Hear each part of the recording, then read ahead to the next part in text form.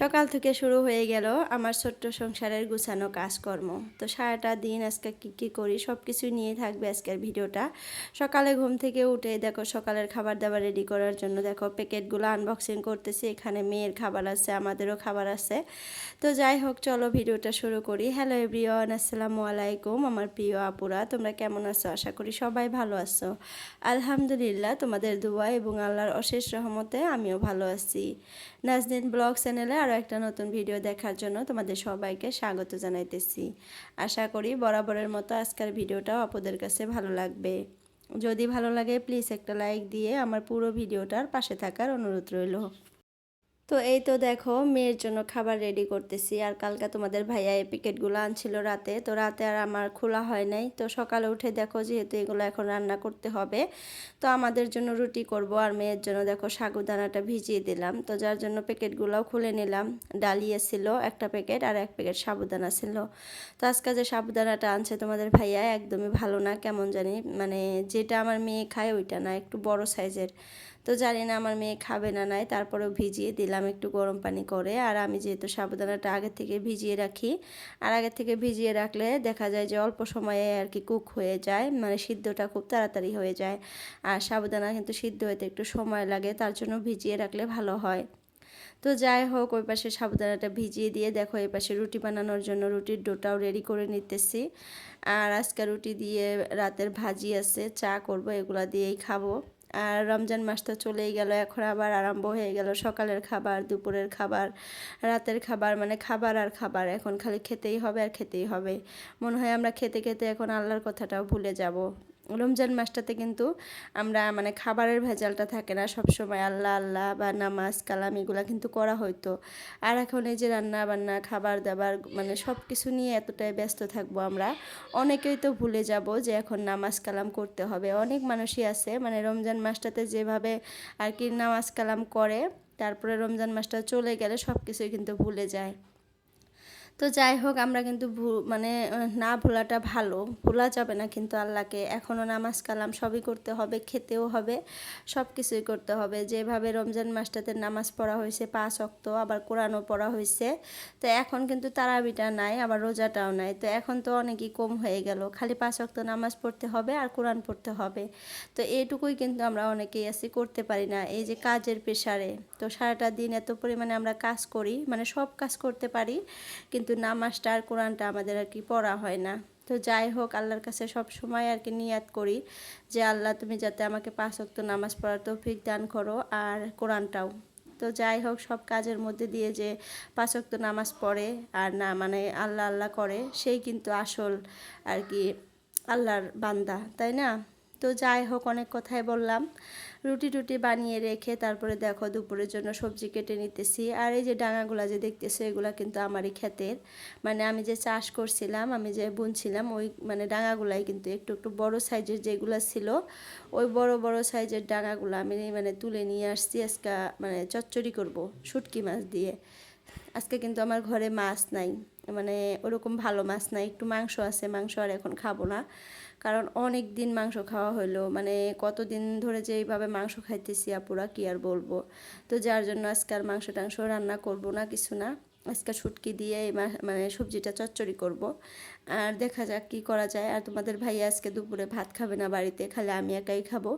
আর ছেলেতে ওগুলা খাবেই না, ছেলেকে ডিম ভেজে দিতে হবে। আর তোমাদের ভাইয়া মানে বাড়ির পাশে একটা বাড়িতে দাওয়াত আছে, তো সেখানে গিয়ে খাবে। তো তোমাদের ভাইয়া তো দাওয়াতই খাবে, খালি আমি একার জন্য, তার জন্য আর ওরকম করে কিছু রান্নাও করলাম না। আর তোমাদের ভাইয়াকে বললামও না যে বাজার এনে দাও। তো যাই হোক, বাড়িতে যা আছে তাই দিয়ে আজকের মানে খাবারটা খাবো। তো রাতে মিলে যেহেতু সবাই দাওয়াত খেতে যাব, তার জন্য আর এরকম করে আলাদা করে বাজার টাজার করলাম না। তো এখন মাছ আনলে দেখা যাবে যে মাছগুলো এমনিই থাকবে। আমি তো অতটাও খেতে পছন্দ করি না মাছ মাংস, আমি কিন্তু এমনিতে ভাজা ভর্তা এগুলাই মানে ভালোবাসি।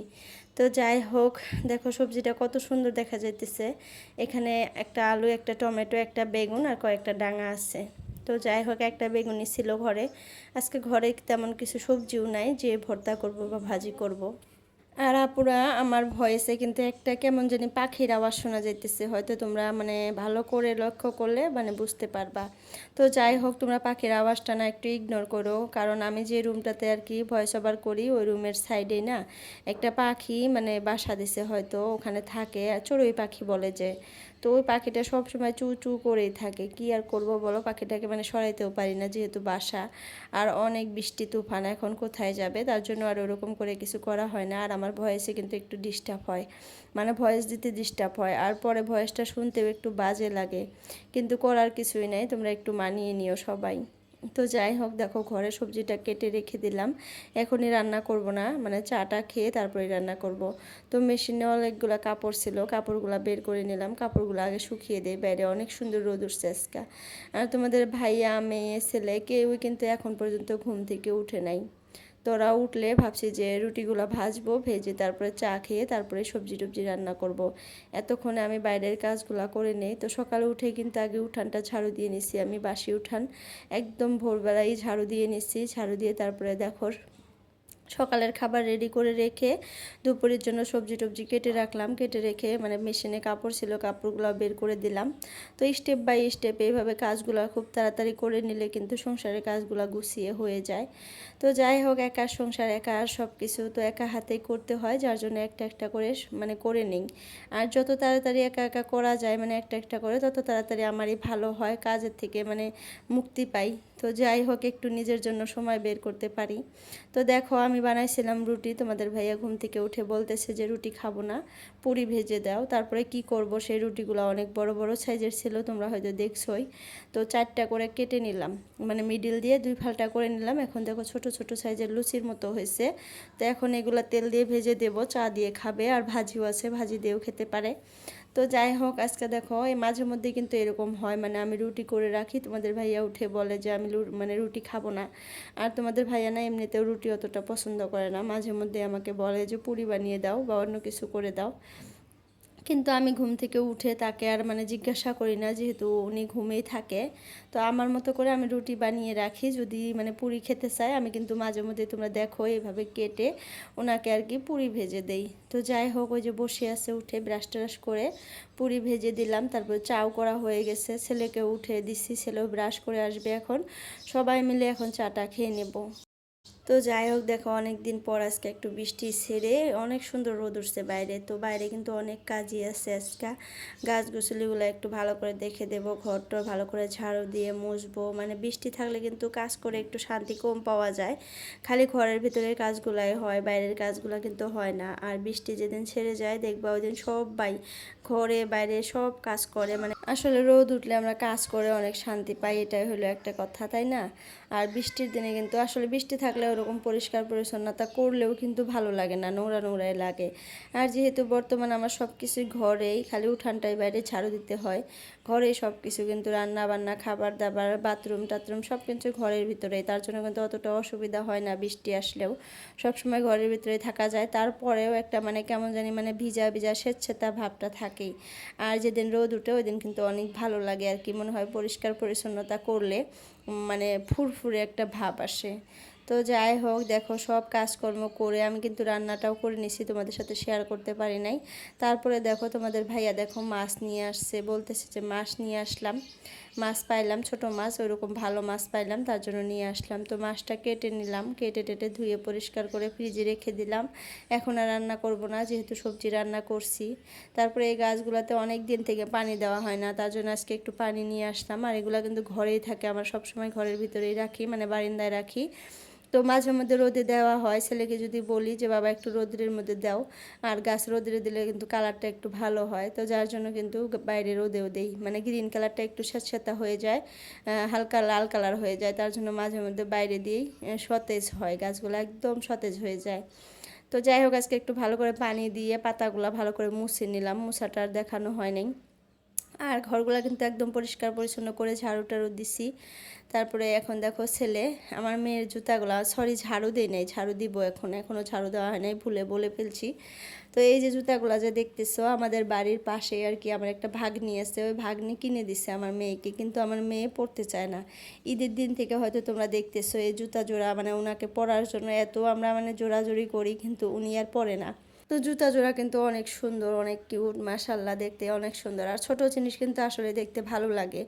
তো যাই হোক, আজকেও কিন্তু আমার শরীরটা অনেক অসুস্থ আছে। এখন পর্যন্ত আমি পুরোপুরি সুস্থ হইনি। হয়তো তোমরা আমার ভয়েস শুনে বুঝতে পারতেছো, একদম হালকা পাতলা করে আমি ভয়েস দিতেছি।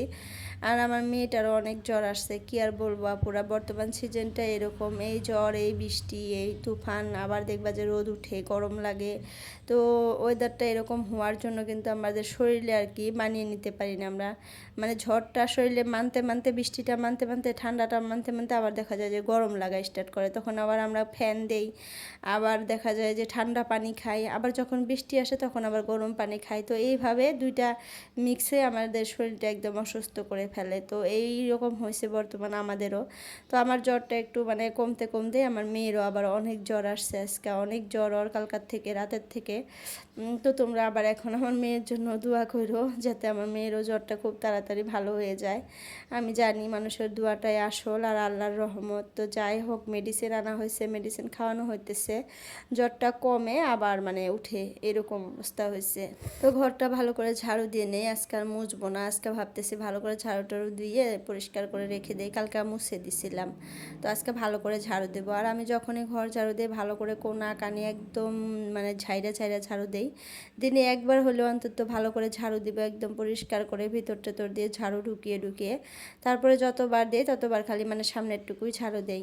তো আর ভালো করে মানে ঝাড়ু দিলাম, ভিতর টেতরগুলো ভালো করে নোংরাগুলো বের করে নেই। আর এইভাবেই দিই প্রত্যেক দিন, এই টি টেবিলটা সরাই, তারপরে এই সোফার তল টল দিয়ে ঝাড়ু ঢুকিয়ে ঢুকিয়ে ঝাড়ু দেই। আর সোফার তলগুলো কি সুন্দর একটু উঁচা দেখে আমার সুবিধা হয়েছে, মানে ঝাড়ুগুলো ভিতরে ঢুকিয়ে দিয়ে ঝাড়ু দিতে পারি। আবার মুছার সময় দেখা যায় যে আমার মুছারিটা ভালো, মপটা মানে ভিতরে একদম ঢুকে যায়। আমার সোফার যে একটু মানে জায়গাগুলো দেখতেছে, ওই জায়গাগুলো দিয়ে ভিতরে ঢুকে সুন্দরভাবে মুছে নিতে পারি, মানে ভিতরে মনে হয় পরিষ্কারই আছে, অতটাও নোংরা হয় নাই। তো ভাবছি যে এরই মধ্যে একদিন সোফা টোফাগুলো ভালো করে সরিয়ে ভালো করে ঝাড়ু টাড়ু দিয়ে মুছে নেব, ভালো লাগবে আর কি। মাঝে মধ্যে এরকম করে জিনিসগুলো সরিয়ে মানে সরাইয়া তারপরে ঝাড়ু দিয়ে ভালো করে মুছে নিলে কিন্তু ভালো লাগে, মনে হয় ফ্রেশ ফ্রেশ লাগে। আর ওর ভিতর দিয়ে যতই তোমরা মানে হাত ঢুকিয়ে পরিষ্কার করো তারপরেও কিন্তু নোংরা থাকেই। তো যাই হোক আপুরা, কালকেও আমি ভিডিও শেয়ার করতে পারি নাই, তার জন্য কিন্তু আজকে একটা ভিডিও শেয়ার করলাম। আশা করি তোমাদের কাছে ভালো লাগবে। যদি কেউ নতুন আসো প্লিজ চ্যানেলটা সাবস্ক্রাইব করো। তো আজকের জন্য ভিডিওটা এতটুকুই রাখলাম। সবার সুস্বাস্থ্য কামনা করে আজকের জন্য বিদায় নিলাম। বাই বাই, আল্লাহ হাফিজ।